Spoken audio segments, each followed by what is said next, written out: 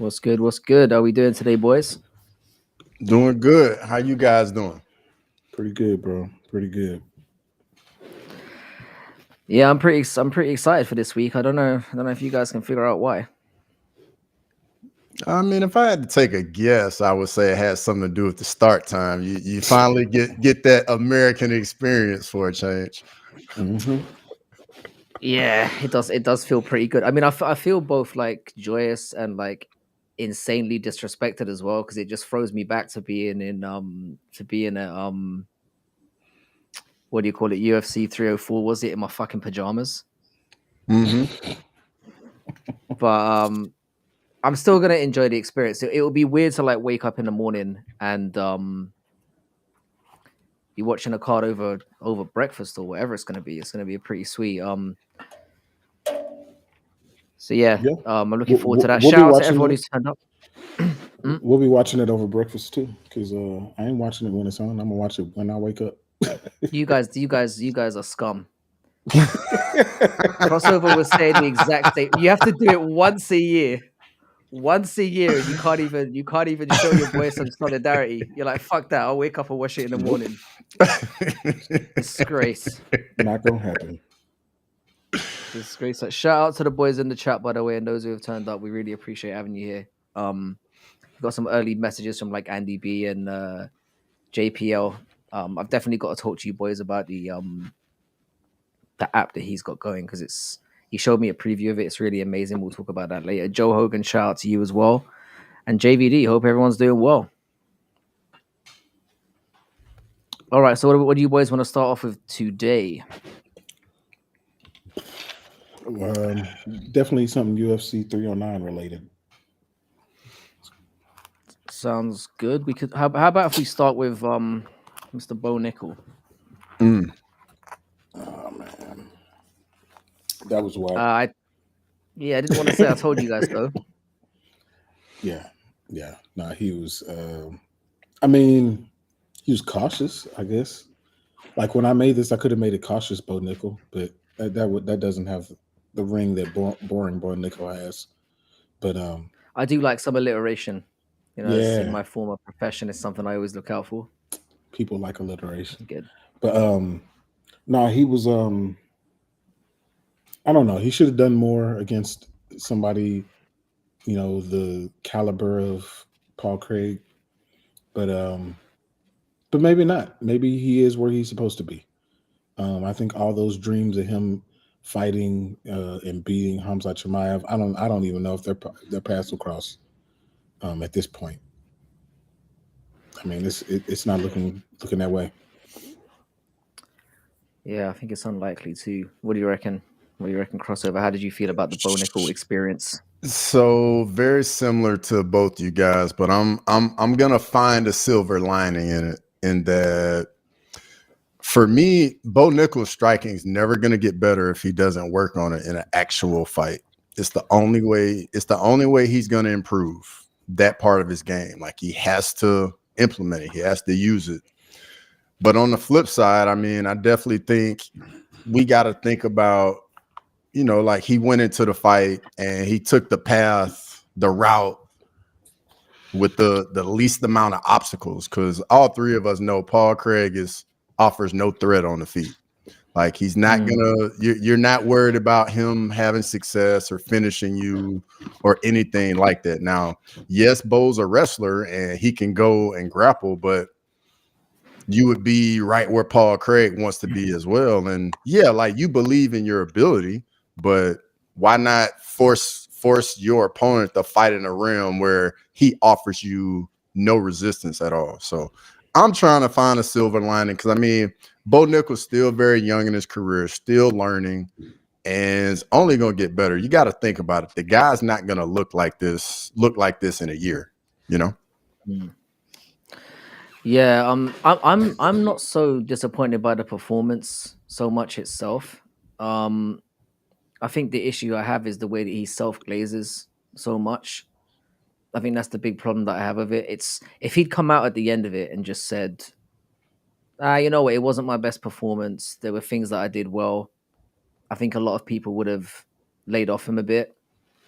But I think calling it the most, I think saying he dominated him and it was a complete performance was fucking retarded, to be perfectly honest. And it's why everyone's kind of been going at him so hard, because it's he, you know, there's a I gave Paul Craig the first round, which, considering they were both standing, is not because I thought, I mean, when we all talked about this before, I thought Bo Nickal was going to knock his head off in the first round. I didn't expect Bo to wrestle either. That part of it didn't surprise me. I thought he'd knock his block off in the first round, and I think a lot of us were thinking that. And I don't think any of us were expecting him to look as bad as he did standing.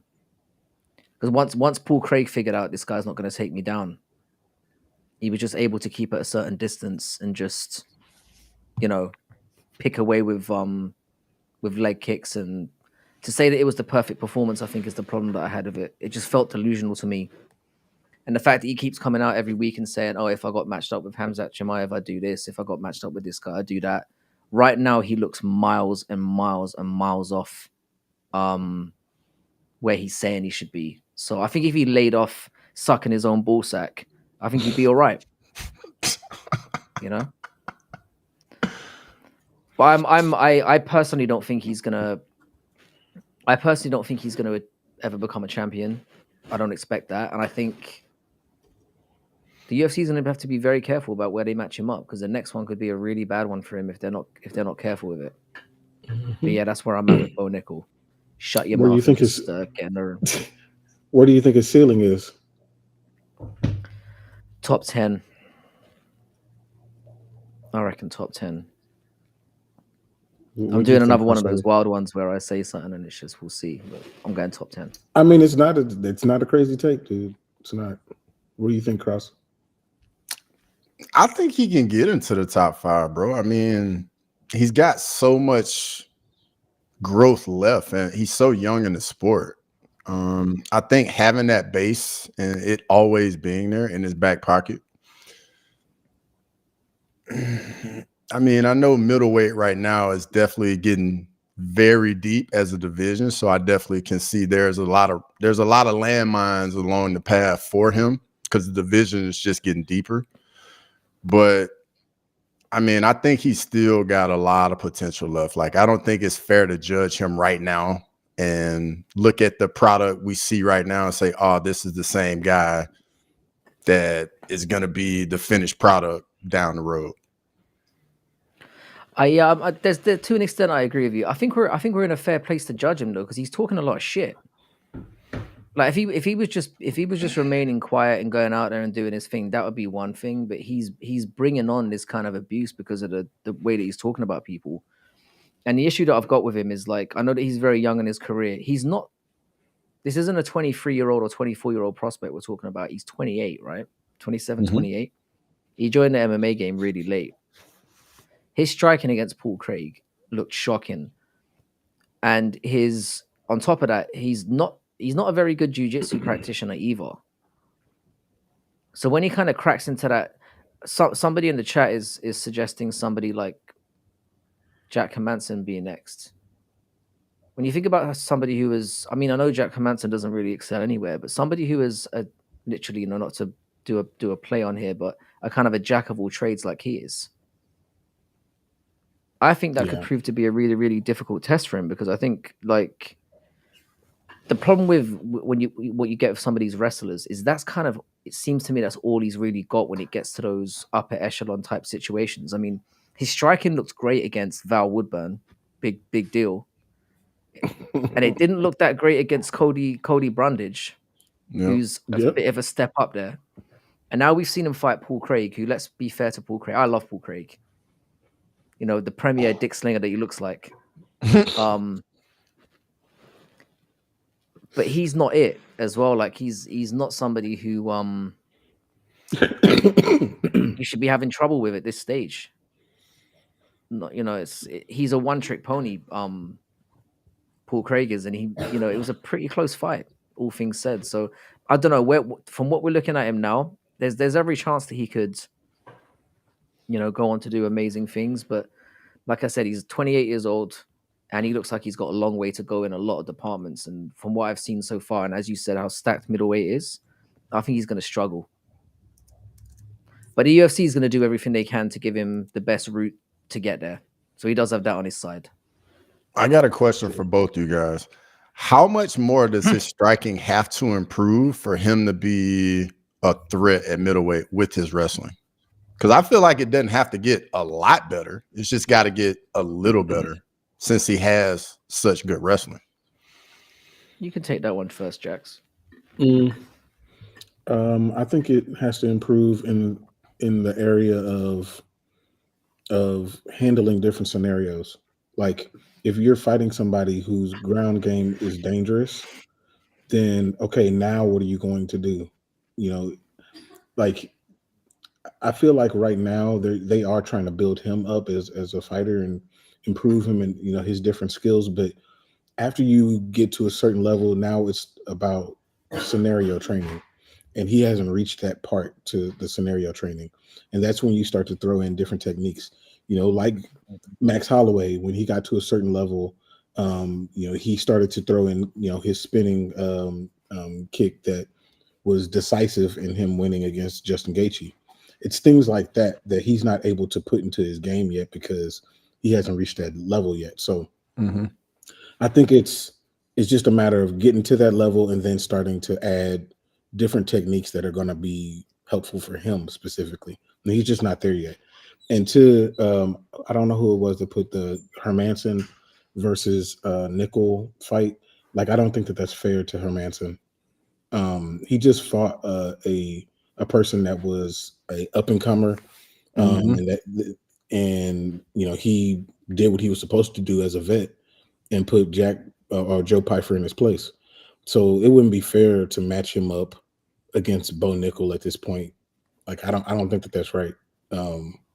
I think that Bo Nickal needs to fight somebody that's outside the rankings, and continue to improve.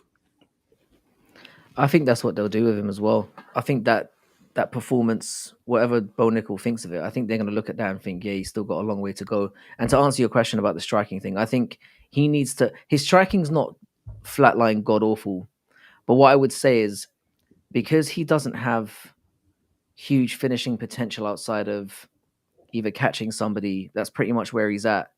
Because his jiu-jitsu is not there either. He needs to find a way where he can use his wrestling to put himself in a position where he can finish people. And you find when you get into that top 10, it becomes a whole different ball game. He can do it against the Val Woodburns where he can, if he needs to toss them around, he can. If he, he can land an overhand right that might starch somebody of that level. But when you start getting into the top 10, and as you said, middleweight's very, very deep now, you need something very, very... You need something special about you in terms of finishing potential. And I don't feel like he's an exceptionally good finisher at anything. He's going to be able to wrestle certain guys, but it's like you said, when he gets to the top 10 is really good now. So it's like, what has he got to show that he can? And we haven't seen him in that situation. And I'm just saying, based on the last two, the Cody Brundage and Paul Craig performances have shown me nothing to suggest that when he gets to those guys, he's going to be able to find that finish. And that's where I'm not worried about him because I don't give a shit about his career, to be perfectly honest. I think the guy's a bit like sanctimonious, if I'm being honest. I don't like when somebody comes in and talks about what he's going to do when he hasn't done anything to show that he's anywhere near that. So I don't really give a damn about his career, but a lot of people seem to. So we'll see. But I'm feeling pretty confident here that he's going to amount to average. He can make a small change and all of a sudden be a totally different guy. What if he goes and just becomes like this pressure grappler guy and becomes like another like Fluffy Hernandez, just pressure in your face, wrestling on you? Because I think that's something he could implement like very quickly and probably very easily. Well, yeah, I mean, he's fortunate in that middleweight is not. There's not many amazing wrestlers in middleweight. And the Paul Craig match was a bit of an interesting one. And I know a lot of people talk about his jiu-jitsu. He's basically got a triangle, Paul Craig. And I think a lot of people are wise to that now. I think Bo Nickal could have shown, if he'd at least shown a big takedown threat and gone for a couple, it could have opened up the striking a little bit more. But it was that inexperience factor. It's like he made it very, very clear from 2-3 minutes in. It was very, very clear he's not going for any takedowns. Yeah. So it made him look very, very one-dimensional, and that's the thing. Maybe it's an experience that he needed, but again, just come out at the end and say, "All right, there's things I've got to work on." But it was his attitude to the whole thing. It was like when Paddy came out a while ago and was like, everyone was on his side, and then he talked about a couple of his performances, and then said, "Oh, I performed perfectly," and then people were like, Yeah, it's the delusion I think people are worried about. That's a good And maybe parallel he's right just there. saying it. Yeah, maybe it's just something he's saying. I don't know. Maybe he doesn't believe that, but we'll see. It's concerning. But yeah, we'll see where it goes with him. I like I said, I'm not that invested in his career anyway. But like I said, I feel pretty confident that he's going to be he'll crack the top 10, but he has to be handled in the right way. Yeah, for sure. All right, so we might as well while we're sticking with 309, we might as well have a discussion about Chandler. Now, both of us made videos about this. I think all three of us made videos about this guy this week. Felt like low-hanging fruit. So to expand on that a little bit, what did you guys think of his performance, and what do you think should come next for him? The layoff was rough. I think he's lost some of his explosiveness. I think he's lost some of the athleticism. And you just can see it looking at me. He's smaller. Like, he's lost some muscle, clearly. Going forward, I really don't know what you do with him. Like, he's definitely got to fight back. I really don't know who you could give to him, honestly. Because I think I think the best days are behind Michael Chandler, in my opinion. For sure. Definitely. I think he did pretty much exactly what we said he was going to do. I mean, as far as like where he is in his career, I mean, you pretty much nailed it. He's the sunset is very close for him. So, but I do think that there's still viable matchups. It just depends on what he wants to do. Like, he could wait on Conor, which I think would be stupid. He could, fight. One of the people that I suggested was fighting for Zeev. Like, that would be an exciting fight. There's no way that that's boring. You want an extra 50 grand, no matter really what you do that. And then a wild card, depending on something that happens. So Eddie Alvarez is fighting Jeremy Stevens in bare knuckle. If Eddie Alvarez wins, then that's a fight. And you know how the bare knuckle and the UFC are pretty cool, which is rare. They're pretty cool. I could see them doing let me sign a former champion in Eddie Alvarez for a fight to bring him in to fight Michael Chandler. As it's a gimmick fight, but it's not a gimmick fight. It's a violence fight, and ittle be There's a lot of bad blood there as well. There's so much bad blood between those two. That would be a low key big fight that they actually could make. But a lot of people are talking about, oh well, Chandler called out Max and should match him up with Max. I think that's dumb. Max, he doesn't deserve to fight Max. He hasn't won a fight since 2022. In what world should he be fighting up in the rankings? It doesn't even make sense. So I'm not even entertaining Chandler versus Max. That doesn't make sense to me. But I think that those are three viable options. If I were him, I would not even give Conor the time of day until I see movement on his end. Yeah, I expressed this a little bit in the video. Well, not even a little bit. I think when I went balls deep on how I felt about it. I'm sick of this. I'm sick of this guy getting headlining opportunities and getting big name fights out of people. I just think it's a combination of things. It's as you said, it's the cheating that he's the cheating really bothers me. He seems to have done it in every single fight he's been in. It's like you said, you mentioned that he had like a bingo card of things you do inside the cage to cheat, and it's like he was checking them all off. Yep. I find that aspect of his game really deplorable. And I think the thing that people hang their hat on most of all is like, oh, well, he's in like really exciting fights. He's getting his fucking ass whooped for the majority of those fights. That's why it's exciting. It's because he's an idiot and he just gets battered that makes it exciting. And I just think to myself, there's so many people who are deserving of opportunities, and it's these gatekeepers that are causing these problems in the division in the first place. So I mean, there's definitely those suggestions you made are certainly exciting fights you could put him in. And again, it's the fact that he's trying to weasel his way into, again, more big fights. He's nowhere near deserving a Holloway fight for the BMF. Nowhere near deserving that. And the Conor fight, it just shows how he just continues to be an extremely dumb human. Like, if he thinks that's going to happen, still, the guy deserves everything that comes to him. But there are some people that pity him for like the 2 years off.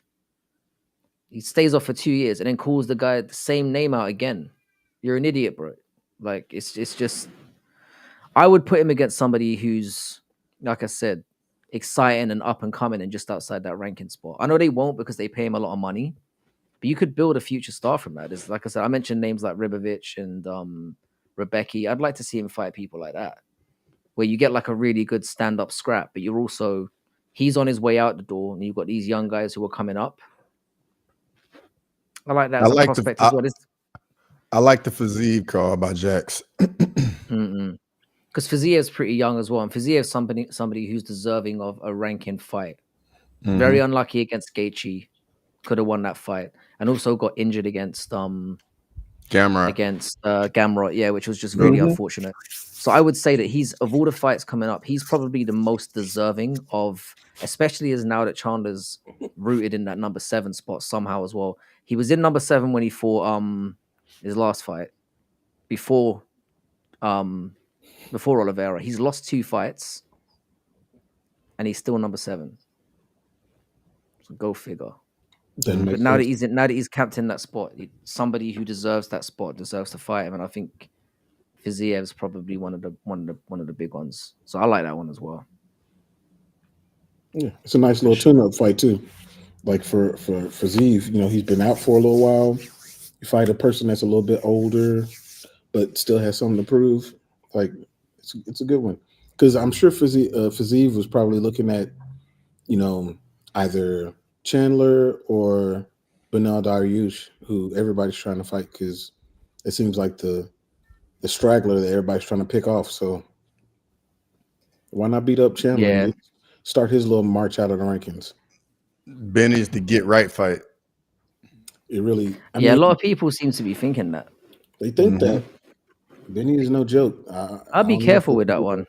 Yeah, I know he's been bonged out a couple of times, but he's been bonged out earlier on in his career as well. Yeah, like, I mean, he got who fought. I mean, after he got like absolutely starched by Alex Hernandez, who thought that Beneil Dariush was going to amount to anything, and then a few fights later, we're talking about shit, man. He might beat MACAU, which was ridiculous. But it's like he was there. I mean, I picked him to beat. I hate admitting this because it reveals what a dummy I am, but I picked him to beat Charles Oliveira. I don't think it was crazy for you to say that. I mean, it looks crazy now after the two. At the time, it didn't seem like a dumb thing to say. Yeah. So I'd be careful with that one. I drank the Kool-Aid too in the Oliveira fight, and it was tough. Yeah, it tasted sour, didn't it? Oh yeah. Yeah, I think I had him on a closing parlay as well. Yeah, there was no chance of that one ever cashing. Now that I look back on it, it seemed like a good idea at the time, and I think I got him as like he was like a -175 as well. So that's an extra sting. You're counting your money when you got a favorite to close things out. You're like, yeah, Oliveira's done. He just got bad. It did not go that way. But I still think with the time off he's going to have, he'd be a difficult fight for a lot of people. So yeah, because I don't think people should be seeing him. It's about to be a year that he hasn't fought. Yeah, December. Yep. That could be good for him as well. Absolutely. Sometimes a bit of time off is what people need. Yeah, I know he looks like he's 60, but he's all right. Yeah, I mean, in reality, he lost to the number 1 ranked guy and the number 2 ranked guy. Like, It's not like He he's didn't losing. not that he close. didn't just lose though. He didn't just lose. He, Oh no! I mean, he got both- murdered. Yeah, it was brutal. It was bad. yes. It was brutal. Do you guys want to have a quick chat about the John Jones situation before we move on to MACAU? Because I'm interested to get what you guys think after the especially now that things are a little bit clearer. We know what's obviously happened with Jones and Miocic, how that went down. I'm sure you guys have got your opinions about how that fight was as well. But based on what Dana has said and what Jones has said, what do you think they do with that whole situation as well? You know what? Like, I think that it's going to be a time thing, just like Dana said. You know, it's going to take a little while. No, that was Chandler Dop screen. That was good. It's going to be a time thing where they try to figure it out. I mean, I think that what John Jones has done has built up this Tom Aspinall fight. There's no way, like the hardcores would have always been interested because of what we think of Tom Aspinall, but now it's filtered into to the more casuals, because now they're trying to figure out, okay, who's this dude that people keep talking about? Who's this dude that John Jones is refusing to fight? So in reality, John Jones is doing his part in building this fight up. I personally think that he is doing it on purpose. I think he knows exactly what's going on. He's only been in the UFC since he was, 20 whatever years old. Like, he knows how this works. So I think as soon as they get the money where he wants it to be, I think he'll be down to fight him. I never thought that he was scared of him. But I thought that he wanted to make sure that the reward matched the risk. So that's where this is going. But I think that if we're going to get it, it will be International Fight Week next year. Yeah, I could see that. What do you reckon, Cross? I definitely agree. I think, dude, people just don't want to realize it. Everything John did last week, like all of it, all it did was put more money in his pocket for when the Aspinall fight gets made. Like him saying he doesn't want to fight him, it only makes the fans want it more. It only gets more interesting.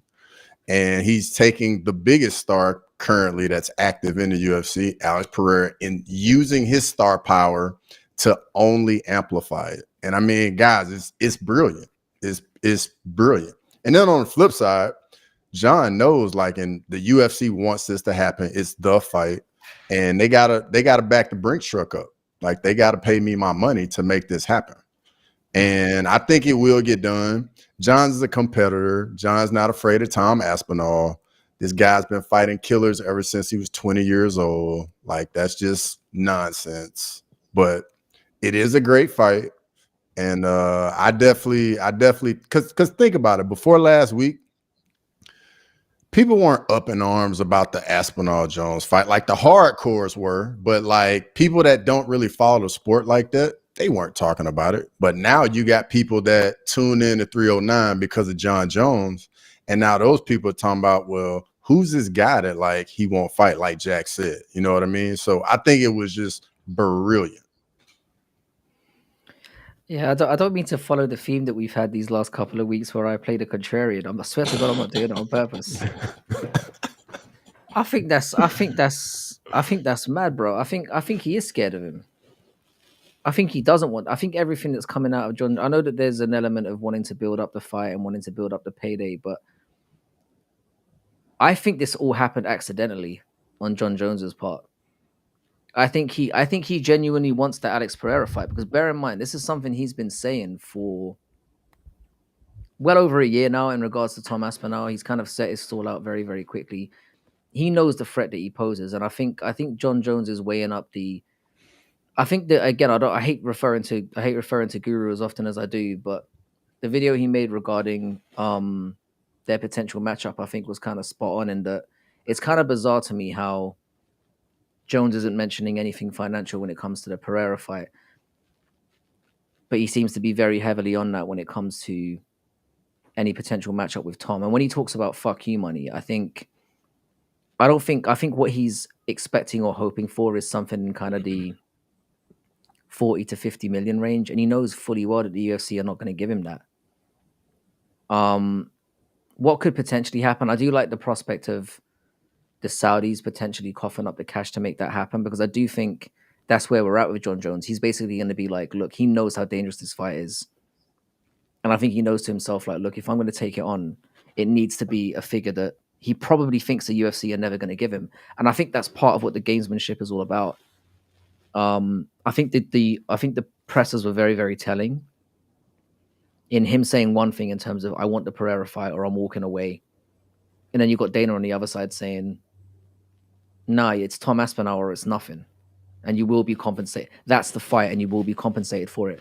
So it's very, very clear to me that it didn't seem staged to me from the two of them in that sense. I think that they were genuinely both stating where their stance is at. And I don't think John Jones takes that fight. I think even for the money thing, I think he's saying it merely as he probably thinks, having dealt with him in the past, that if he digs his heels in enough and says it's Alex Pereira or nobody, and then Alex Pereira does the same thing, he'll get that fight. And he knows it's very, very, it's beyond the winnable for him. It's a great matchup for him. He knows exactly what he does to Pereira. And Pereira is a huge star as well. But he's inadvertently made the Tom Wiff fight as big by behaving the way that he has. And I don't think the money is gonna matter. I'm with what the chat is saying here. I think if they even offer him the 40 or 50 million, he won't take it. I think it's all posturing at this point.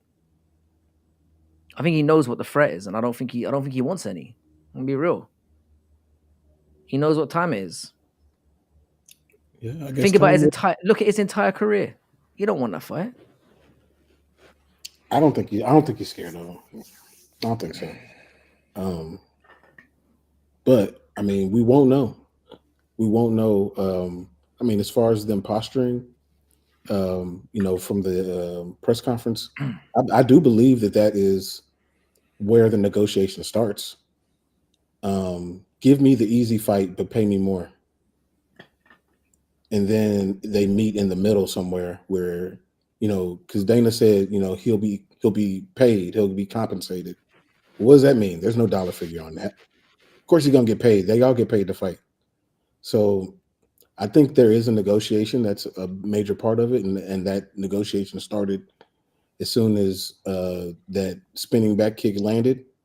But I don't believe that John is scared of Tom. I think he realizes the threat for sure. How can you not? Dude, he's putting people down in the first round. Dangerous, scary dudes. But I don't think that makes John fear him. But at the same time, he realizes that there's a high risk in fighting Tom. And if I have to negotiate and use the media to negotiate to get where I want to monetarily, then I'm gonna do that. John's smart, man. For all the stupid things that he's done, John is smart. And I think this is a part of it. I don't think he's scared of Tom necessarily. I think he's scared of losing to Tom. And there is a difference between the two. I don't think he's scared of the man. I think he's scared of the potential of what could happen. If that makes sense. It does. I think the opposite, bro. I think John absolutely wants to fight Tom Aspinall. I think he wants to shut everybody up. I think he wants to ruin the party, be that guy, walk out of the octagon, say, I told you so to everybody and prove everybody wrong and be the heel. And I think that's what he wants. I mean, yeah, I think it's a lot of smoke and mirrors with everything saying, oh, I don't want to fight, blah, blah, blah. He knows what the people want. And at the same time, he knows you gotta have the threat of not giving the people what they want to make them want it more, get you a little bit more money.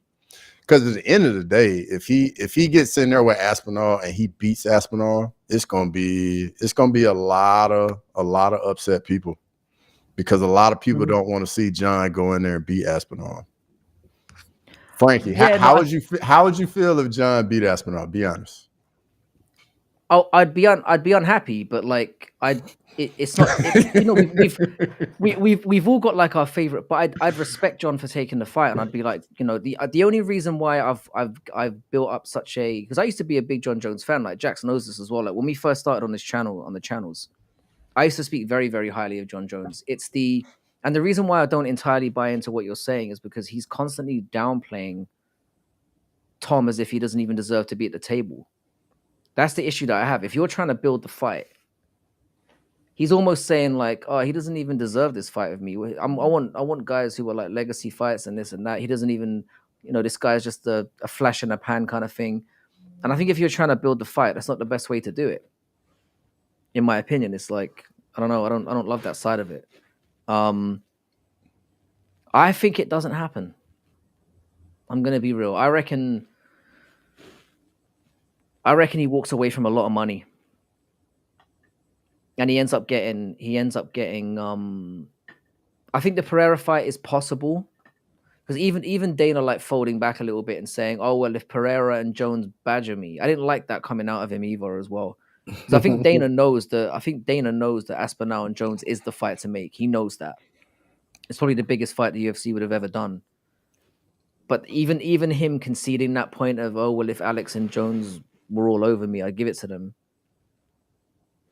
I don't know, man. I don't like the way that's coming out, and I think that could be what they end up doing. Because if Alex Pereira digs his heels in, Alex Pereira is a huge star now as well. And if John Jones digs his heels, if they both adamantly say, "I'm not fighting anybody else but each other," that's the way it goes down. I reckon. I don't know. I don't like the way it's coming out. I think what they've said to Tom Aspinall, because Tom Aspinall seems very, very hopeful.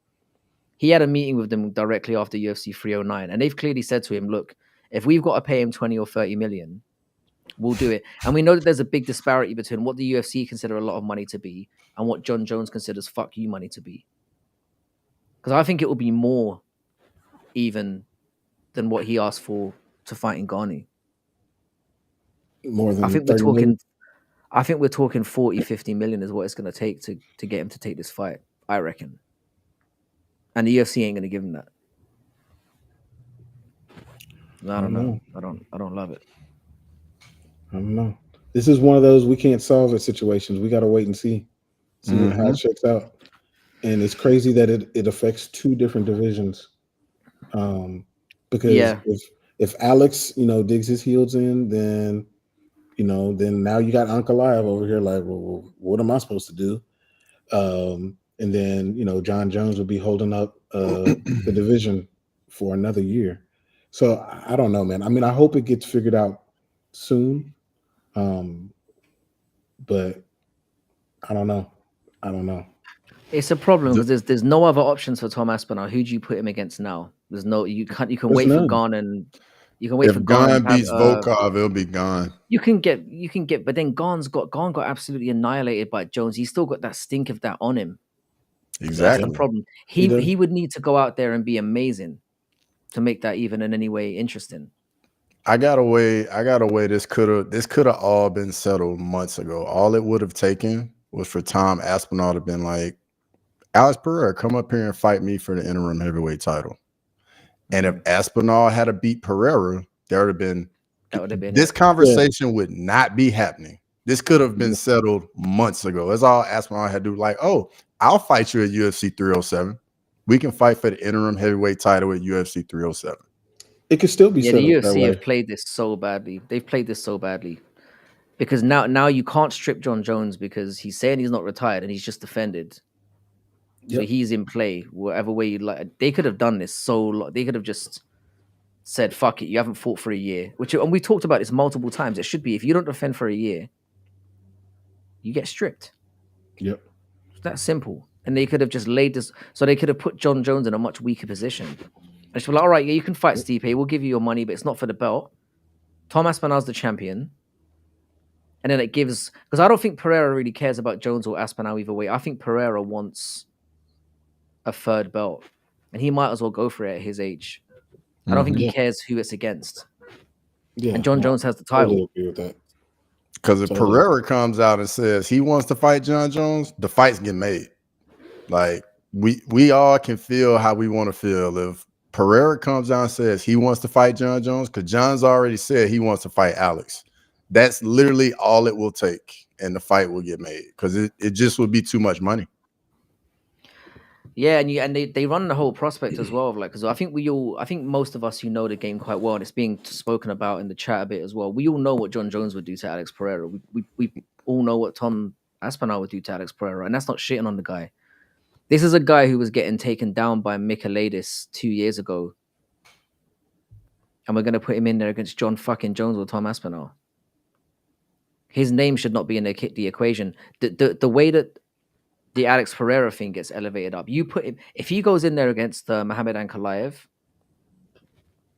and like stops him from wrestle fucking him the way that we all could pretend, then I'm like, okay, then all right, now we can talk about him, and then we're talking. Yeah. But until I see that, I'm like, I'm not interested. I don't think anyone who's the casuals certainly will be, and that's the issue we've got here.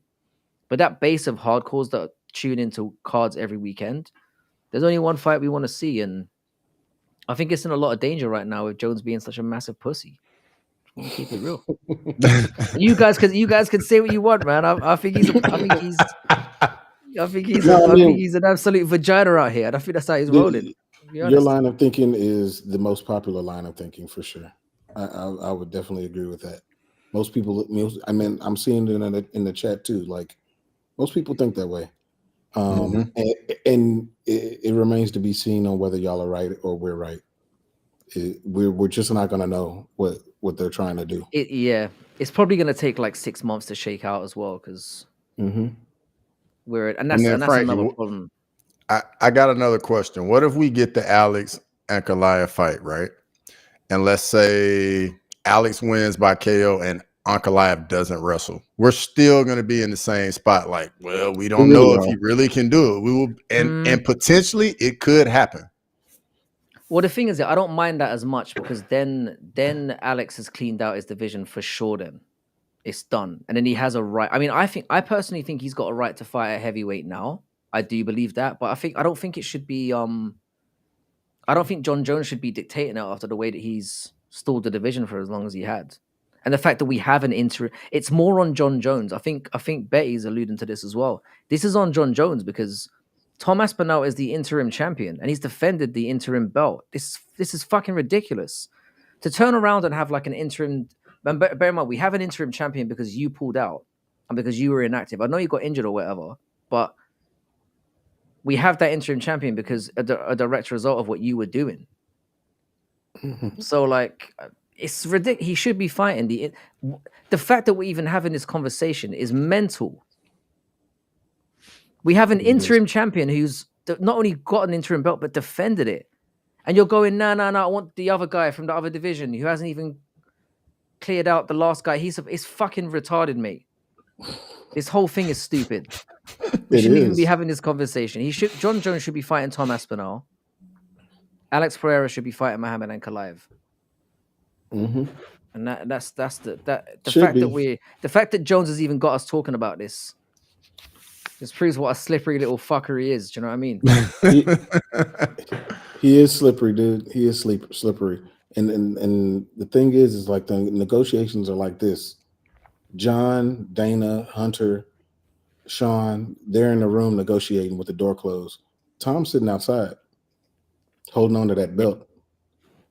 And whatever they say inside their room, when they open up the door, that's what they're going to tell Tom to do. So that's the way this whole thing is going. And the door's closed and we don't know what's going on. Has he been officially stripped of that belt? I assume he has. He's no longer interim champion, right? No. He still got it. He still got it. You know how it normally goes, right? As soon as the champion goes in there and fights, the interim belt goes away. But that is not the case here. But that shows that they respect Tom. They respect Tom and what he's done. They respect him so much that they are going to allow him to do whatever they say is going to happen. It makes sense. I mean, because let's be real. Like Jones is on his way out. Alex Pereira is relatively. I mean, Alex Pereira's probably got 2 or 3 fights left. You would assume he's older 37 years old. Yeah, he's older than Jones. He's older than Jones. Yeah, I mean, he doesn't look as long in the tooth as Jones does. Let's be real. Yeah, little less nose candy. That's all. Yeah, That's a fair point. But he needs to be looking at like, because if they play this wrong, they could fuck up everything. Be like, you fucking up your future guy, and then you're also glazing people who are on their way out the door. So it could be they could ruin 2 divisions potentially here if they play it really badly. So here's my question, y'all. Here's my question before we jump off of this. Mm-hmm. At the same time, 2025, November 21st, 2025, who's going to be the heavyweight champion? It'll be John Jones.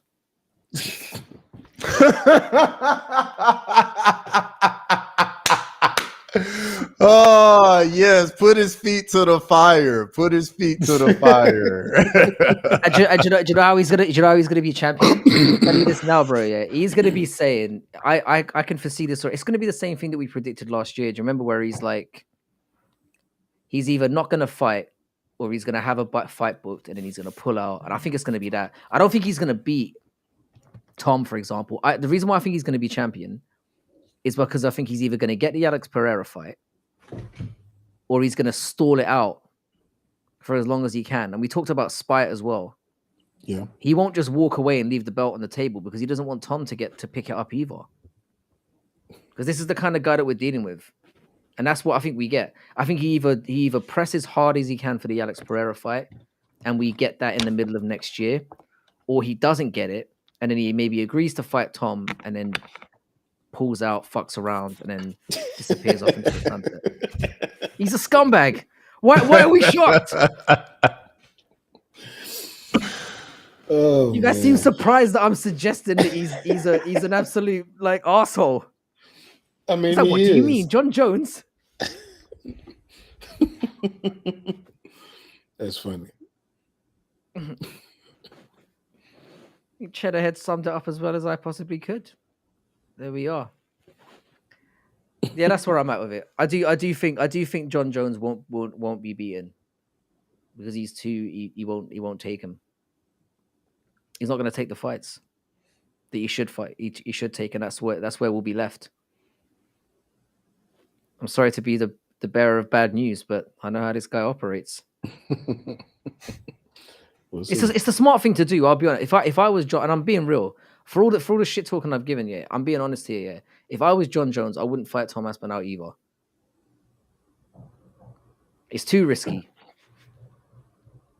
If I were John Jones, I don't know if I would play this particular game, but I'd fight him. You know, why not? But I will want to get paid. Like, I will want all the money. I mean, if he gets offered 50 or 60 million, I mean, that's generational money. You take it in that instance, and you roll the dice, because at the end of the day, John Jones is one of the best, probably one of the best, if not the best fighters ever. Yeah, you could get it done. I'm not saying John Jones can't beat Tom Aspinall. Mm-hmm. I'm saying he's scared and that he doesn't want it. That's what I'm saying. I got a question. I'm saying that he won't take it. If you were John Jones and you could get, I don't know, $5 million to fight Tom, or you get $20 million to fight Alex, which fight would you take? Both. me right now sitting around here, I'll take both. I'll take my money, and but I want Alex first, though. I want Alex first, though. Wait, do you mean? Of course, he's going to take 20 million to fight Alex rather than 5 million to fight Tom. Of course, he is. Tom is the way more dangerous fight. If it was the other way around, I guarantee you, this is the fucked up thing about it. If the UFC said to him, right, you get 5 million to fight Alex, or you get 30 million to fight Tom, he'd fight Alex. He's a puss. Yeah, he's either. That's what I genuinely think would happen. Why would you not fight the easier fight for more money? War Black Betty put something in the chat. He said Jones ain't getting paid 30 million, not even half that. Bro, he got about half. I don't think so either. Fight. He got about 15 million. When you put it all together, he got about 15 million for this fight that just happened. So, like, 30 million. He's not getting Conor McGregor. He's not getting 30. Unless the Saudis step in and say, fuck it, we'll pay the fight person. Yeah, he's not getting that. UFC, there's no way the UFC is paying him 30 million. He won't get 30 straight up. it'll be 30 when you put it all together. You know, like No, but he you won't get, do that either. John Jones is going to demand probably 30, 40 million up front, and then whatever he gets. He's looking to get like, when he says fuck you money, he's thinking 30, 40, and then like guaranteed, and then walking away with pay-per-view points as well. And he's not going to get anywhere near that. This fight doesn't happen in my mind. I'm sorry to keep stamping that through. I just don't think so. I don't see it. we shall see. We shall see. We will. We will. Good to see you boys in the action, Jackson. Dougie's corner. Good to see you guys up in here. Let's get to talking about MACAU then. What fight do you guys want to start with? Oh man.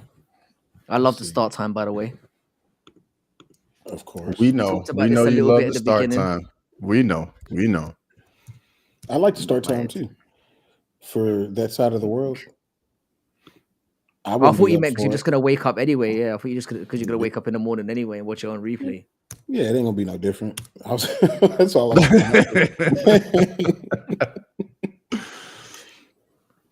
But it does show that y'all are super dedicated, man. Y'all are super dedicated. Yes.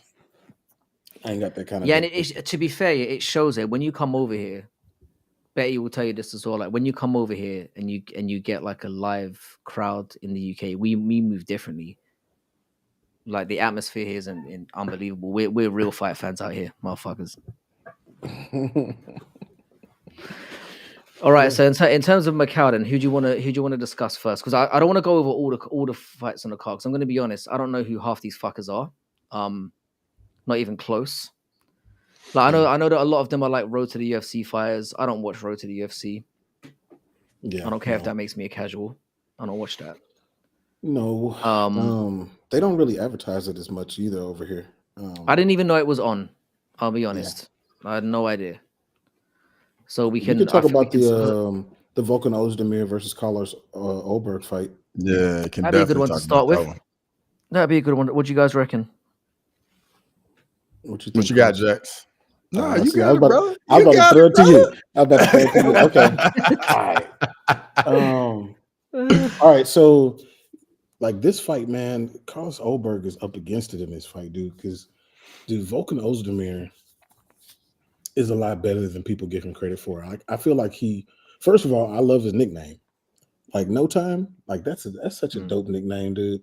But dude, when he first came into the UFC, he made a lot of noise, made his way to a title, got his ass whooped, but then like since then he's acquired new skills. And most people that after they fight for a belt, they don't start acquiring new skills. And he's done that. I think he's a way more well-rounded fighter than he was. And I feel like this is putting Carlos in a situation to where he's going to show where he's evolved. After he fought Kennedy Zachuku and lost, he started on his run. But I haven't seen an evolution of all of his skills. I've seen the evolution of his mindset where he's a little bit more patient in picking his spots and picking his shots, but I haven't seen an evolution of his skills. And so like this is going to tell me whether his skills have evolved against somebody who's been in a situation where their skills needed to evolve. But this is hard, man. I want Carlos to win. I really want Carlos to win. But just everything that I just said makes me lean towards Volkan Ozdemir. Interesting. What do you reckon, Cross? I really like this fight, boys. I think starting out, Oberg is gonna frustrate Volkan quite a bit with his movement, just because he so many feints. He's a longer fighter. He fights at range very well. Got a very crisp jab, and then that left hook is just waiting for you to overextend, make a mistake, and he just puts that left hook on you and puts you down. But I just see Volkan getting a bit frustrated because Oberg is going to be moving so much, and he's done that to a few guys he's fought recently.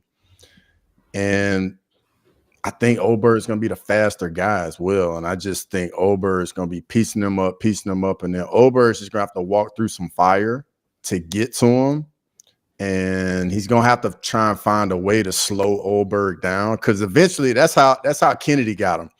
He just had to walk through a little bit, because Oldberg was winning the fight, and then Oldberg got a little fatigued and started slowing down, and then Kennedy put him on the cage and then finished him. So I think for Volkan, he would have to do something similar, but I definitely like what Oldberg's been doing. The composure has improved tremendously, just like Jax was saying. And I like his game a lot. Yeah, I kind of like where both of you are coming from. I do think the Vulcan's very underrated. There was a time when he was looking really scary in that division, and he has shown improvements over his last few fights. People do cite the Allberg fight as, especially the one where he fought Nezuchukwu as an issue, but a lot of people forget in that fight that Allberg was beating the absolute shit out of him for the majority of that fight, and pretty much gassed his way out. It was one of those ones where he couldn't quite get the finish. He got a little bit overzealous and just completely gassed out. And I mean, he dominated the first 2 rounds, looked great. So I don't really use that as an outlier. I think it was one of those ones where you need to learn from it. I also like the fact that with this being in Macau, it's going to be in a very similar time zone to what he's used to in Australia. And, so there's that element to it as well. It's not that long a trip for him as well. I think it's a 5-hour flight from what I remember. Same time zone. I think Allberg's going to show out in this one. And I'm not shitting on Volkov for this one, but I think this will remain. If Ozdemir is smart, he will apply those things you're saying, a lot of dirty tactics in terms of keeping things against the cage, drain them out a little bit. I don't know if he's going to get the opportunity to do that. I think Carlos Allberg is going to beat the brakes off him, to be perfectly honest. And I can see this being another step towards getting towards title contention, which is probably what they want with this guy. I really TKB hope he guy. Does. Yeah. Bro, if he beats him, he's one fight away from a title shot. If he beats him, he's one fight away. And they might give it to him just for fun. Yeah. I personally think an Oldberg Alex Pereira fight would be so much fun to watch. Yeah, it's a great fight though. I mean, I think it's the right fight for Carlos Allberg at this stage. I think when they were pushing him up into fighting Jamal Hill and fights like that, when that was being talked about, I thought that was a little bit too soon. I think this is the right level fight for him to see where he's at. And I think given the circumstances, I think he passes the test really, really well. So I'm going to go with an Allberg win. I think it's going to be big. I think it's going to be a big showing out for him. And I like him in this one. And that's not me shitting on Volkan. I think Volkan's really good, but I think this will be stand up, and I think it will be done in a round, personally. So I'm gonna go with. Dang, crossover. Do you see Sean Moody? He's talking a little cash. Oh yeah, I see him. This past card, he did pretty good, and he took a little bit of a lead because I was in front of him. But it's all good though. Moody, don't worry. I'm gonna get you. Don't you worry. No chill coming with the big pun lines there as well. All right. So what's what do you want to what fight do you guys want to talk about next? Well, I know how Jax is about WMMA, and I think both of us really like Wayne Kong. Just saying, bro. Like that entrance into the UFC. It's one of the best debuts you'll see. Yeah. I don't think we need to go too much into that one. I think I'm expecting her to do really well. I mean, this is a woman with like her kickboxing credentials are insane. She holds a win over Shevchenko. She's obviously entered the organization, as well as you can. I'm expecting and being in that part of the world as well with that crowd. She's got all the decks entirely in her favor. I don't know that much about her opponent.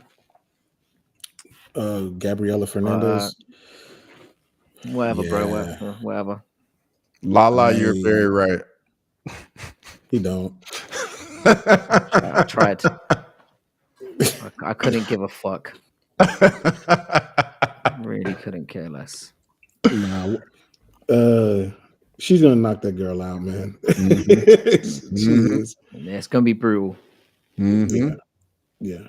I hope Yeah. that's what happens, and she gets to, gets more Women's attention. MMA. Yeah, women's MMA needs it. We need some people we can put. I mean, still don't care, but some of you seem to. So fuck it.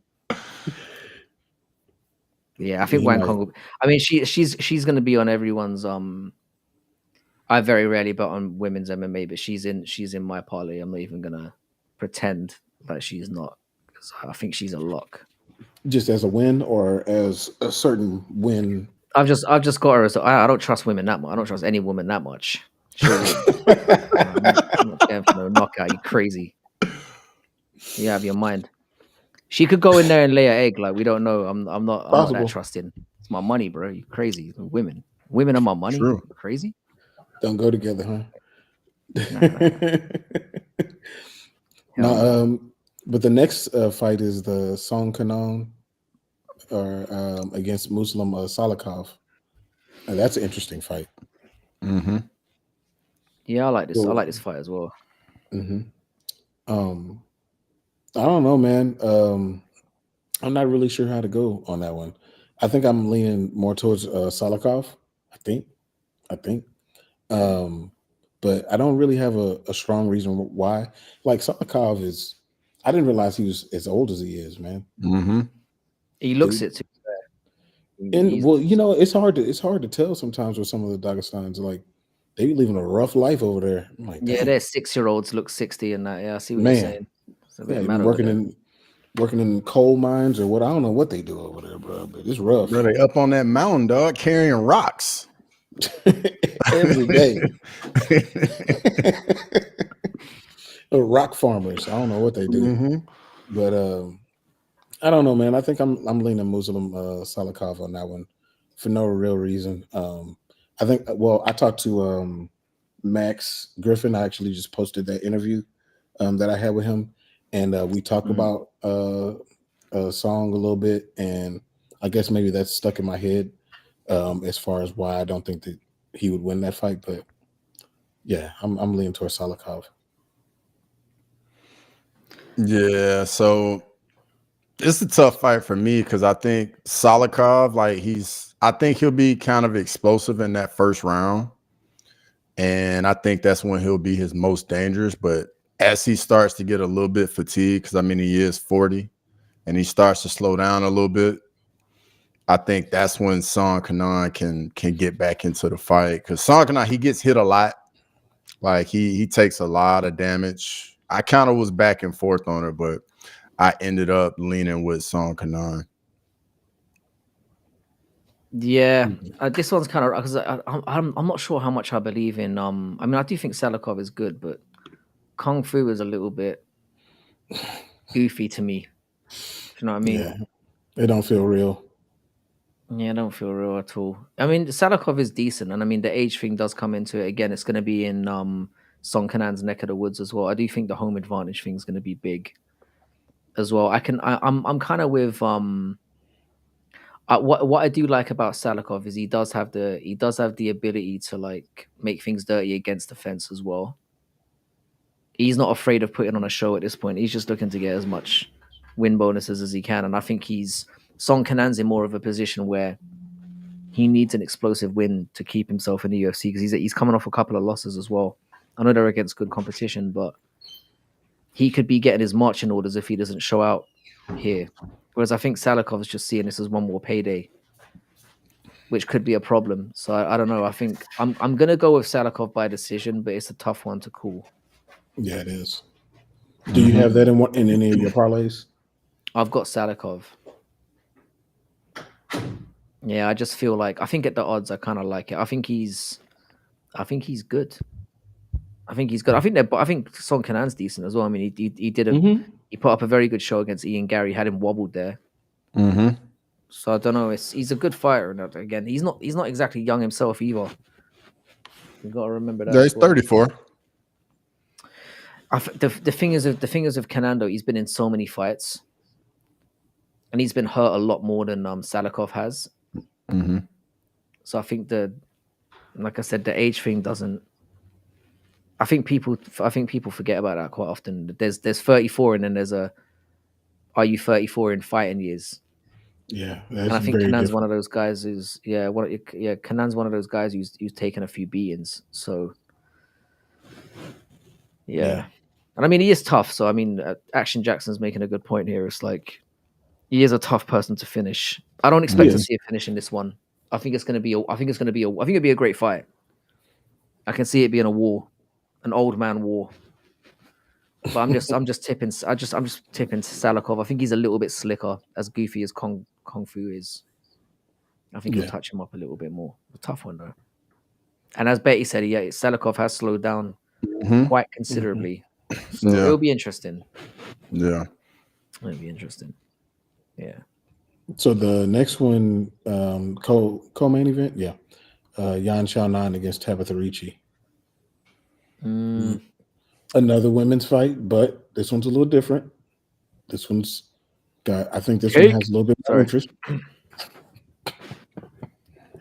It's different when there's, it's like I said, there's difference when it's different when there's cake involved. I'm willing to have this discussion.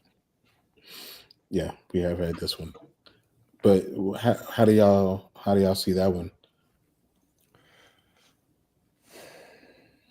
I think Xiaonan is gonna get it done for me. I think her boxing is better than Richie's. I do like how Richie's been fighting a bit more aggressive in her last fight. I do like that, but I think her technical striking for me isn't quite there yet. And Jan's footwork with how much she moves, and she was very much in the fight with Wei Li, very much in the fight. So, and I know Uriah Faber is definitely going to have a good game plan for her going in. So, yeah, I'm going Yan Xiaonan by decision. What do you reckon, Jax? I think Yan Xiaonan's going to beat the brakes off this girl. I think that Tabitha Ricci is not a strawweight. I think she's an atom weight, and she just happens to be an atom weight with a better grouping of skills than Karate Hottie did when she tried to do this similar situation. So that's why she's been able to move up the rankings the way that she has. Plus, she fought Angela Hill, who is good but doesn't make her pay for being a smaller person. And then she fought Tisha Torres, Pennington, whatever, who is pretty much a atom weight herself. Those two wins didn't do what they happened to boost her in the rankings for. So I feel like now she's fighting a real strawweight, a big one at that, who could really be a flyweight. And that size difference, it's going to be immediate. We're going to see it immediately. And Tabitha's punches aren't going to mean shit to Yan Xiaonan. She's going to walk through all that, and she's going to beat her ass. I fully agree. I mean, I wouldn't bet on a finish, but I could see it. Yeah, because Richie is dog tough. Like she has taken a bit of a. I was gonna say a pounding. I don't want to use my words carefully. I'm gonna be thinking about something else completely. Your mind went straight there. I think I might be bricked up again, bro. Hey, his mind went straight there. He couldn't get off that word. He was just stuck on that word. I do love the fact that she's with an Irishman, by the way. I'm just gonna throw that in there as well. Yeah. Yeah, no, I'm with Jax on this one. Like, if you look at the fight that Xiaonan had, and I think Wei Li is pound for pound the best women's fighter on the planet right now. And she gave, I know she lost in different, she technically lost 3 ways in that fight, but she was in the fight the entire time. She made it hard for Wei Li. She could have been tapped out if the fight had been 10 seconds longer in the first round. She could have been knocked out in the second round. She was getting pounded on, and then obviously she then went on to lose the decision. But the size disparity in that one really showed out. It was like it enabled her to be in the fight for a lot longer than she could be. And I actually don't think that Richie's that good. I don't see where she's going to win the fight against Xiaonan. She's not. She's nowhere near as powerful. She's not a better striker, and she's not going to be able to manhandle her. I think this is going to be a beating. I legit do. I think she's going to fuck her up. And I think it's going to be a case of if Richie gets to the end, it's going to be a thing of she's going to have years taken off her life. It'll be one of those ones where we look at it and we're like, wow, she's dog tough. And that's what we're going to be saying about. That's the only positive thing I see coming out of this for Richie. I think this is a terrible matchup for her. Yeah, that is not what you want to hear at the end of your fight is, man, you're tough. Man, you're tough. Yeah. And that's what they're going to say. You know what that means. Yeah, nah, man. Yeah. She's good. She's just not this good. Yeah, I'm with that as well. And I mean, I do hope it's a great fight, and I do think there are going to be moments. I think that first round's going to be nice, but once Yan Xiaonan starts touching her up, she's got everything. She's got everything in her advantage. It's like Action Jackson saying, she's got the advantage up. She's got the home advantage. She's gonna have the crowd behind her, and she's got every physical advantage as well. And she's been. Imagine going in there with Zhang Weili, and then fighting Richie. Bro, she's gonna feel like she's fighting a fucking child in there. Yeah, like legit. Because Weili is unbelievably good, and she was able to make it to 5 with her. Yeah, I don't see good things for Richie. I'm sorry to say. No, it won't be close. I don't think it'll be close. Yeah, credit to her for taking the fight though, because it's a tough one. I doubt she's getting that much money for it, and this can't be a I get that you take opportunities when they're presented to you, but isn't she coming off a loss as well, Richie? I don't even know how this fight's happening. No, I want to say she won a close decision against Angela Hill that could have went either way. Mm-hmm. Oh yeah, and Angela Hill definitely could have won that fight. Mm-hmm. Yeah, I don't like this at all. I don't like this at all. Fuck nope. It. Yeah, I'm going Xiaonan by life altering beating. I'm going for it. It could go free. It could. I'm not gonna, because Richie is tough, but she's gonna get her ass whipped. Yeah, it's not gonna be pretty. All right, so main event: Peter Yan versus Deiveson Figueiredo. It's an easy one for me. I don't know about you boys. I was like, is this a tough fight to pick? Like, is it? Okay, crossover. No, I don't think so. What do you think? What do you think on this one? Man, it wasn't tough for me. I'm going Peter Yan, man. Like 5-round fight, download some data. I think with Figgy, since he's went up to bantamweight, like he's definitely used his grappling a lot more. But I think after Yan has seen Figgy doing this in 3 fights at bantamweight, Jan's going to be prepared for it. So I don't think it's going to be as effective for Figgy. And then Jan's boxing is just nasty in my opinion, and I think Jan's definitely going to get a decision win here for me. You reckon, Jax? I mean, this is Peter Yan's fight to lose. I mean, there's no. What can Deiveson Figueiredo do to him? Like, sure, Deiveson Figueiredo can wrestle, but he don't chain wrestle the way that Merab does. And that's where Peter has issues when somebody puts that kind of pressure on him. Deiveson Figueiredo don't put that kind of pressure with his grappling. He can grapple. Yeah. He's very good, but he don't put that kind of pressure. And then you go to the striking, his one touch or one punch knockout power, I don't see it at this weight.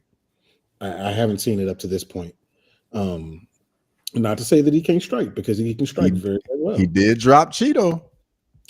And there was a banana peel or something in there. But I mean, I don't see the punching power consistently, I'll say, at this weight class. So if you can't grapple Peter and you can't knock him out with a punch, or at least hurt him very, very badly, what is Figueiredo going to do? Like he's got nothing. Peter's gonna beat him up. I think both of these, the co-main and the main, are gonna be one-sided.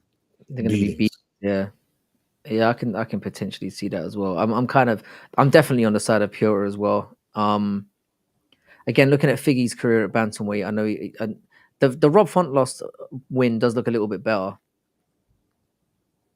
like than it did at the time. but he beat Garbrandt, which doesn't mean anything to me. And I thought he was actually losing to what's his face, Vera. I thought he was losing to him until he knocked him down in the third. I thought he won the first round pretty clearly, and then Vera started to take over. And I think Vera got a little bit too comfortable and got caught a little bit in that third round. But he was on his way to winning a decision there, which I don't think looks good. I think Piotr's just better everywhere. He's had the requisite time off, and people forget how good Piotr was. The O'Malley fight again looks a little bit better in hindsight. He obviously beat Corey as well, which was an incredible, everyone knows how highly I rate Corey. I'm with you guys. I don't see where Figgy can win this. I don't like his cardio. I don't think he's powerful enough at bantamweight. And this is a significant step up from anyone he's fought ever, I think, outside of Brandon Moreno, and that was obviously a completely different weight situation. I think Piotr Jan's going to beat the fuck out of him.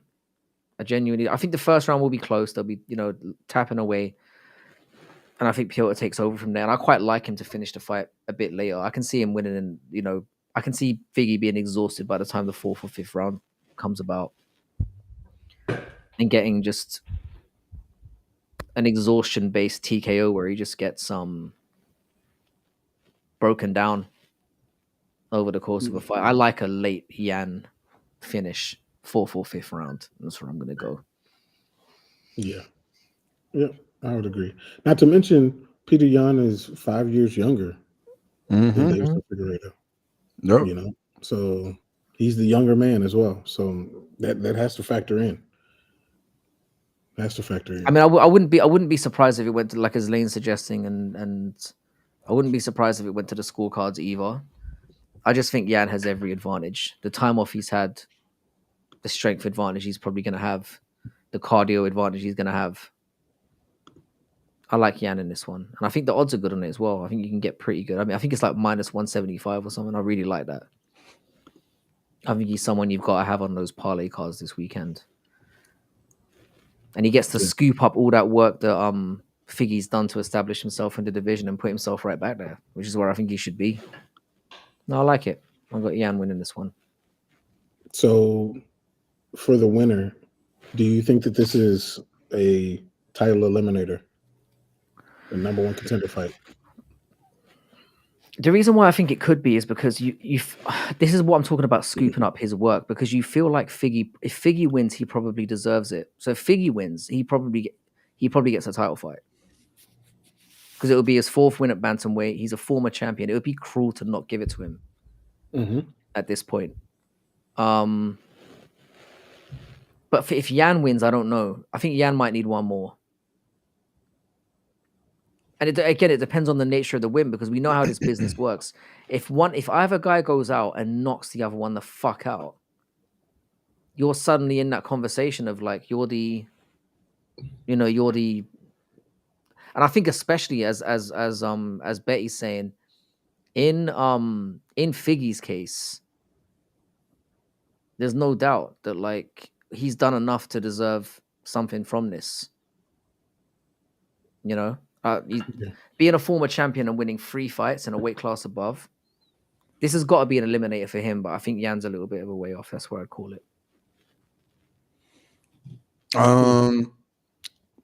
Well, I definitely think Umar should definitely get the next title fight. That's the fight that has to happen at bantamweight. After that, though, I think Figgy wins. Definitely, he's next up for the title fight. If Yan wins, it gets a little murky there, because I mean, maybe you can do the O'Malley rematch, and then he could get a title fight with a win. But for Figgy, absolutely. Yeah, I'm with Betty on this one. I'm just down. I agree. I agree. Figgy for sure. Like if he beats Peter Yan, like Piotr Yan deserves a title shot. 100%. What else do you need to see? But for Yan, it's almost like he would be a wild card if things fell a certain way. I feel like he could fight for a title next. But the thing is like if he beats Figueiredo, who's in the top 5, then he's already beat Corey. Umar would be fighting for the belt. Sean is the only one left. Yeah, I think the weird thing is with the Umar situation, I was. It's weird because you remember when the Corey fight was made, I was real pissed off about that because I felt that Umar didn't deserve the Corey fight at the time, but now that he's won it and he's won it in the way that he won it, I feel like he does deserve to be where he's at. It's like when Sean, I know he didn't beat Piotr in a lot of people's eyes, but when he got that Piotr Jan fight and then won it on paper, you deserve that bump up because even if you didn't deserve to have that fight at the time, you went in there, you made it competitive. You can argue that you won it. It changes things. Whereas with the Corey fight, I thought that Corey was going to be way too good for Umar, and the fact that I was proven wrong is kind of irrelevant, I guess. The fact that Umar went out there and did it the way that he did it, he deserves that step up, and I think that's what's weird about this fight between Figgy and Jan because it has different implications, I feel, for both of them. And it does very much depend on, as I said, how either of them win this fight. Because at the end of the day, it's about catching, and especially in a division as well, where you do have viable contenders coming up. And it is a division that's very, very stacked. I think the nature of the wins becomes that much more important. True. Than the wins themselves. True. I think I personally, I would give a title shot to whoever wins. Because I don't think that Sean O'Malley is healthy. And that's the only person that I would match Peter Yan up with if he won. But I think that he's going to be out, with the whole hip injury. And then everybody else in the top 5, he will have either they're fighting for the belt, which will be Umar, or he beat him. So and it's worth mentioning as well. We remember what happened the last time because I'm just addressing Dougie's point a little bit here. We remember what happened the last time Jan fought Merab. I think Merab being the champion is a big problem as well in terms of where Jan is. Because with Figgy, you can say, well, Figgy hasn't fought Merab. We don't know how. We all know how it would probably go, but we haven't seen it. So it's like, whereas we've seen, Jan got destroyed in that fight. He did. It was a 5-round. Nobody wants to see that shit again. But we know exactly what we're going to get. To me, that's assuming that Merab beats Umar. And I think that fight is a foregone conclusion. Like, that is the fight to do next. And this fight determines who fights the winner of that fight. Like, I'm okay with seeing Peter fight Merab again. I just wouldn't want that as the headliner of something. It could be co-main. I need you to attach that to something else. Yeah. I still think it's going to be an interesting fight. I mean, Figgy's no scrub. And like, again, we'll see. Again, we could be very much proven wrong. I mean, this is not a bum we're talking about. And I think there are very strong implications for both of them. And I think they're making the right fight here at bantamweight. I was a bit surprised that they put Figgy into this fight because I think a lot of people are thinking the same way that Betty is, where it's like a lot of people do feel that he deserves the shot over Umar. But he doesn't have Nurmagomedov as his name.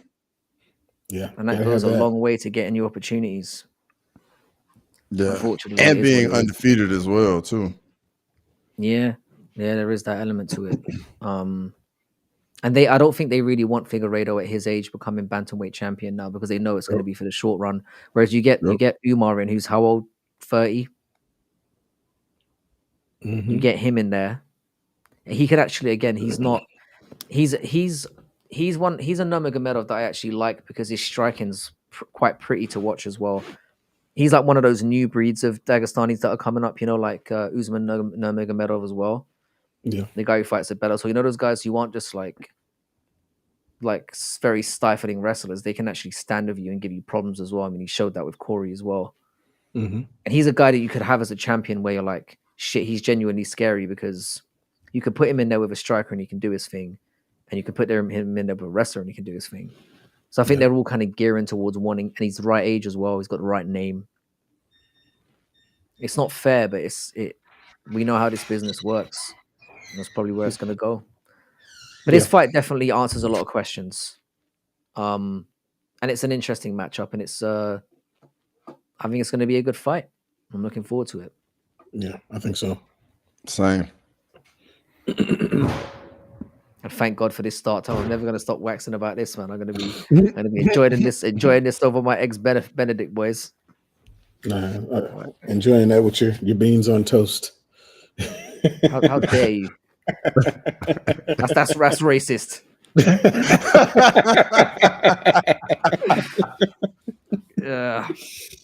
But yeah, unless there's anything else you boys want to talk about, this has been a fun one. I really appreciate having you two, and I think we need to be making this more of a regular thing, man. We can do this the same. We did do this a day earlier than we were planning to, because, like I said, I wasn't even aware what time the card was on until you let me know. So that was a nice surprise. All right, yeah, and thanks so much to everyone in the chat who pitched up. Again, if you're not subscribed to every channel, please do so. Is there any other messages you guys want to shoot off before we call it a day? Thanks for having me on. I'm always grateful. Appreciate being on here with you two gentlemen.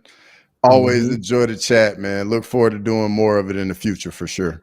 Yeah. And again, shameless plug. I just dropped, like right before we did this, I just dropped a interview I did with Max Griffin. So y'all jump on the channel and go watch it all the way through, and share it and tweet it out, all that. Because I need to get them views up for this one for sure. I appreciate it, guys. Yeah, I don't think I'm gonna be. I don't think any of us have a watch long plan for Saturday. I don't think that's gonna be a thing. I don't think I'll be able to. My son I won't be probably conscious. Galloping around. Yeah, you guys won't be awake. I'm gonna be streaming my eyelids. Yep. But no, I appreciate all of you. Thanks. So yeah, we can if somebody could drop the channel links in there as well. I think there's a few mods in there. If somebody could drop the channel links in, that'd be great. I assume most of you are subscribed to all three of us as well, but if you're not, then please do so. Much love to all of you. Thank you so much for all turning up. I hope you enjoyed it, and we'll catch you for the next one. We'll probably see you next week. Hopefully, it's a really good card. Have a great one, guys.